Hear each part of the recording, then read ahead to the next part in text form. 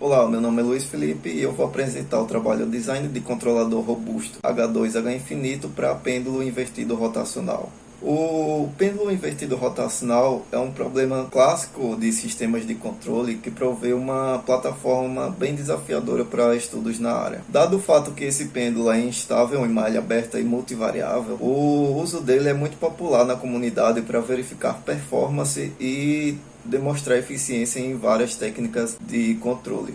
O controle de equilíbrio é uma das tarefas de controle que podem ser usadas nesse pêndulo, e é essa que foi usada nesse trabalho. Nela, o pêndulo é levantado para sua posição vertical e o motor do braço rotacional varia automaticamente o seu ângulo, enquanto o controlador tenta manter o sistema estável. O modelo matemático do sistema é usualmente determinado usando métodos baseados em energia, onde as equações diferenciais são obtidas usando a formulação de Euler-Lagrange. Entretanto, modelos matemáticos são apenas aproximações do sistema físico real e eles ignoram uma certa quantidade de distúrbios e ruídos que podem levar o sistema à instabilidade, como a estrutura interna do motor, as engrenagens do sistema, problemas na rede elétrica ou inexatidões que não foram propriamente modeladas. Para esse tipo de problema, as teorias de controle robusto podem ser amplamente utilizadas. No caso do pêndulo invertido rotacional, muitos controladores robustos podem ser utilizados. Muitos deles baseados em manter a estabilidade do sistema dado essas incertezas e distúrbios, como por exemplo o controlador H infinito, que é um método que sintetiza um controlador para conseguir performance e estabilização robusta, e o controlador H2, que usa normas do sistema para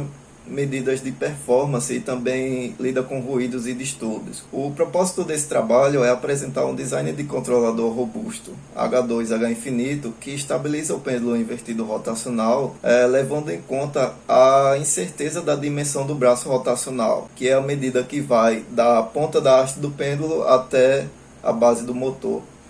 O pêndulo usado nesse trabalho foi desenvolvido pela Quanser, e ele foi desenvolvido para propósitos educacionais e de pesquisa. Na figura B, nós podemos ver a ilustração descritiva do pêndulo, que é usada para calcular o modelo matemático. O ângulo do pêndulo com a vertical é dado por alfa e cresce positivamente no sentido anti-horário, enquanto o ângulo do braço rotacional com a horizontal é dado por θ e cresce positivamente no sentido anti-horário também.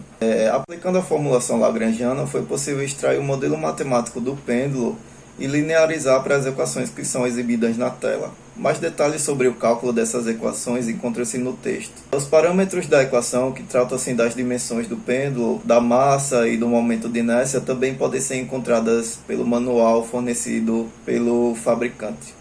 Essas equações elas podem ser colocadas na forma de espaço de estados se adotarmos θ, alfa e suas respectivas derivadas como variáveis de estado. E após um passo a passo que foi detalhado no texto e a substituição dos parâmetros para a medida do braço rotacional igual a LR, resultamos em um sistema na forma x ponto igual a x mais BU e y igual a 6x mais BU, com as matrizes A, B, C e D dadas na tela.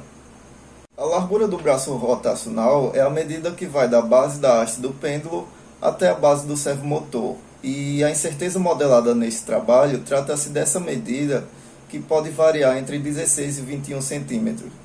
Substituindo o valor de LR no modelo, projetamos um controlador que mantenha a estabilidade do sistema, e que esse sistema é limitado por essas duas equações da forma politópica. E os controladores H2 H infinito podem ser combinados em um único controlador central H2 H infinito, que minimiza a norma H2 ao mesmo tempo que garante a atenuação do distúrbio H infinito. Utilizando a equação generalizada com distúrbio e a lei de controle U igual a menos kx, chegamos a essa outra equação generalizada com a linha em C' dados. Essa será a nossa equação generalizada principal.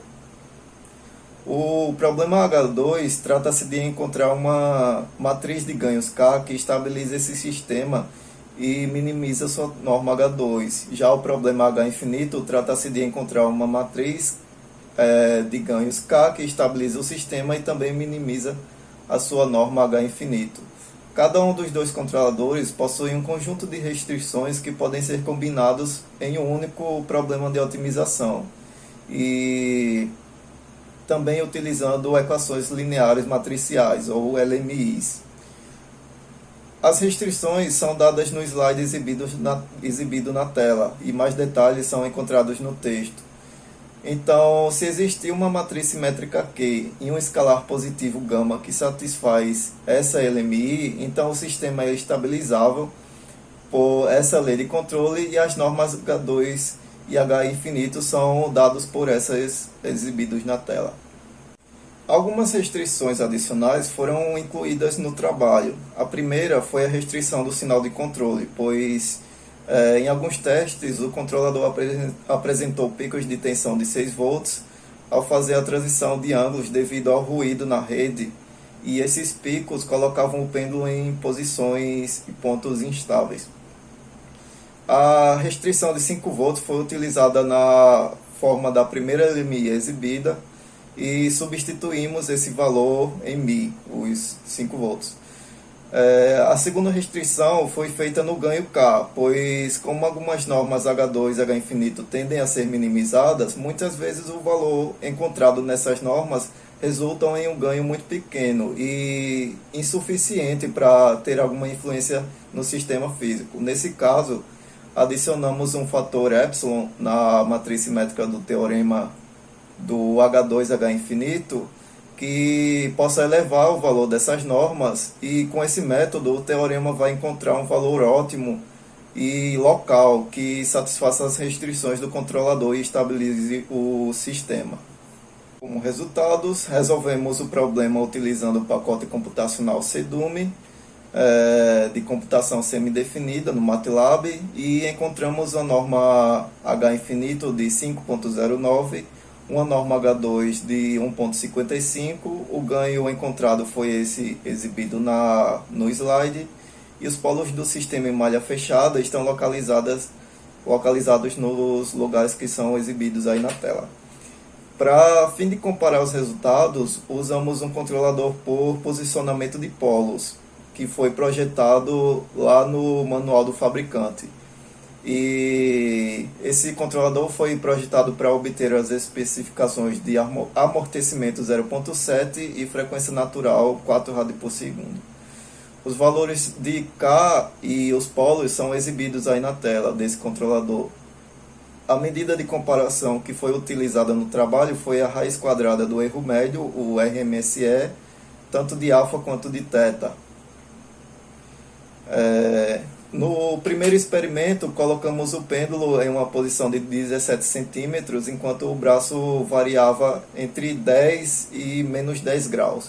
Os resultados mostram um comportamento muito semelhante entre o controlador H2 e H infinito e o controlador por posicionamento de polos, tanto na posição do braço na horizontal, quanto na posição da haste na vertical.